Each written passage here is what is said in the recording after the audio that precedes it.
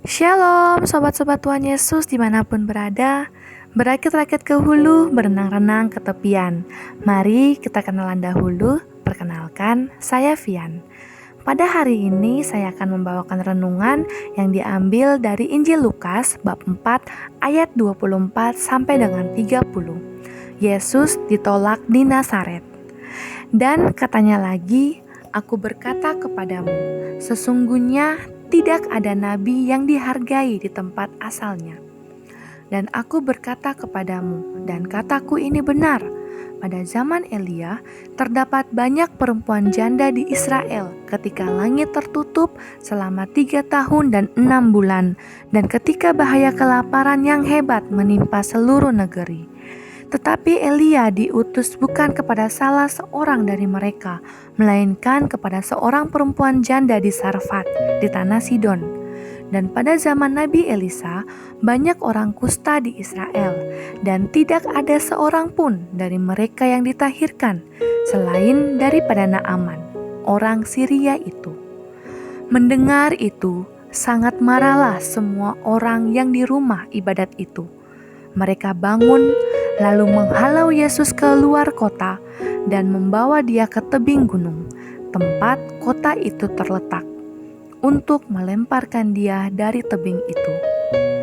Tetapi ia berjalan lewat dari tengah-tengah mereka, lalu pergi. Demikianlah Injil Tuhan. Terpujilah Kristus. Tetaplah berbuat baik merupakan judul pada renungan kita hari ini.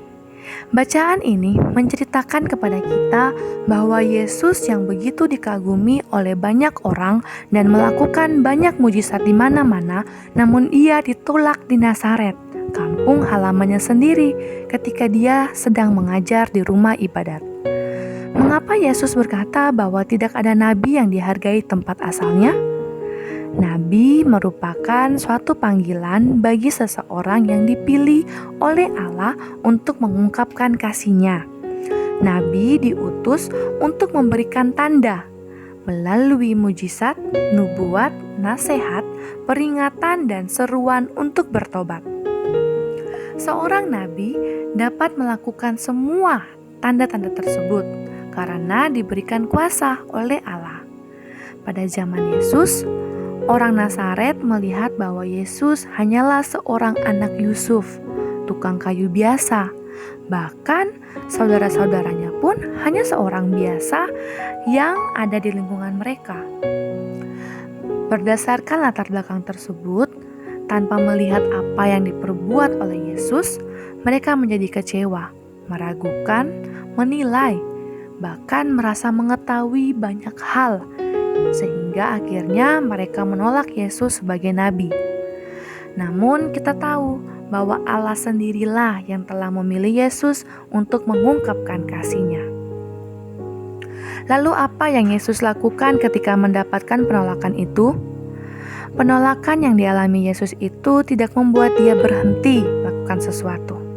Justru karena penolakan itulah Yesus lalu pergi dan berkeliling ke daerah-daerah lain untuk melakukan berbagai mujizat di sana. Penolakan tak menghentikan ataupun mematahkan semangat Yesus untuk tetap berbuat kebaikan. Dia mencari dan mengunjungi mereka yang memerlukan pertolongannya. Pengalaman ditolak seperti itu pun pernah saya alami ketika saya men-sharingkan kebaikan Tuhan yang saya rasakan, ataupun hanya sekedar membagikan ayat-ayat Alkitab, ataupun quotes-quotes rohani yang berkesan di hati saya di sosial media, ataupun kepada orang-orang di sekitar saya, entah itu teman ataupun keluarga, di mana mereka sudah mengenal saya sedari saya kecil. Tak jarang, penolakan dan cibiran itu saya dapatkan.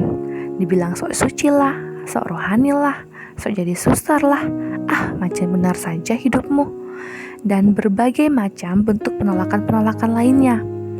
Lalu apa yang saya rasakan dan lakukan? Tak bisa dipungkiri bahwa penolakan membuat rasa sakit hati pada saya, apalagi bila ditolak oleh orang-orang terdekat. Sakitnya pasti berkali-kali lipat. Namun Rasa sakit hati itu tidak saya bawa terlalu dalam pada hati saya, namun saya serahkan kepada Tuhan dengan cara meningkatkan jam doa dan saat teduh. Saat teduh yang saya lakukan ialah berdoa dan membaca kitab suci. Berdoa yang saya maksudkan di sini tidak hanya sekedar berdoa, melainkan pujian penyembahan. Selain itu, membaca kitab suci pun tidak asal membaca, tapi juga merenungkan dan belajar untuk melakukannya dalam kehidupan saya sehari-hari. Sehingga melalui doa dan saat teduh di tiap harinya itulah yang membantu saya untuk mampu melepaskan rasa sakit hati, sehingga saya pun mampu menerima setiap sikap penolakan itu dan berfokus untuk tetap membagikan kebaikan-kebaikan Tuhan yang saya rasakan dengan cara yang berbeda kepada orang-orang di sekitar saya. Apakah sobat-sobat pernah mengalami penolakan yang serupa seperti yang dialami oleh Yesus? Di saat kita hendak melakukan hal yang baik, malah dianggap remeh atau bahkan dicibir dan ditolak. Atau mungkinkah kitalah yang pernah menolak orang lain ketika orang lain hendak membagikan suatu kebaikan pada kita? Tak jarang penolakan dan tindakan menolak orang lain karena latar belakang dan masa lalu kerap membuat hati terluka. Lalu, apa yang harus kita lakukan? Yang bisa kita lakukan ialah semakin mendekatkan diri kepada Tuhan melalui doa, pujian, dan membaca kitab suci serta merenungkannya dan belajar untuk mempraktekannya dalam kehidupan sehari-hari. Selanjutnya, kita belajar untuk lebih rendah hati, menerima penolakan-penolakan itu sebagai bentuk penyerahan diri kita dan rasa kepercayaan kita kepada Tuhan. Seperti Yesus yang tidak marah ketika dia ditolak di kampung halamannya sendiri ketika mengajar di rumah ibadat. Sebab Yesus percaya bahwa Allah sendirilah yang telah mengutusnya. Selanjutnya, mari kita saling mengampuni dan memohon pertolongan Roh Kudus agar tidak mudah menilai orang lain hanya dari latar belakang dan masa lalunya, melainkan kita belajar untuk melihat Yesus di setiap kebaikan-kebaikan yang mereka berikan sebagai bentuk pertobatan kita, terutama di masa-masa prapaskah ini. Dan kita tidak menyerah dan tetap berbuat baik kepada orang-orang lain di sekitar kita, seperti yang Yesus lakukan. Walaupun dia ditolak di Nazaret, namun dia tetap pergi ke berbagai tempat untuk mengajar dan melakukan banyak mujizat. Tetaplah berbuat baik, sekalipun hanya 1 dari 10 orang yang mampu menerimanya, sebab perbuatan baik kita tidak akan berlalu dengan sia-sia. Mother Teresa pernah berkata, apabila engkau berbuat baik, orang lain mungkin akan berprasangka bahwa ada maksud tersembunyi di balik perbuatan baik yang engkau lakukan. Tetapi, tetaplah berbuat baik. Marilah kita berdoa. Di dalam nama Bapa dan Putra dan Roh Kudus. Amin.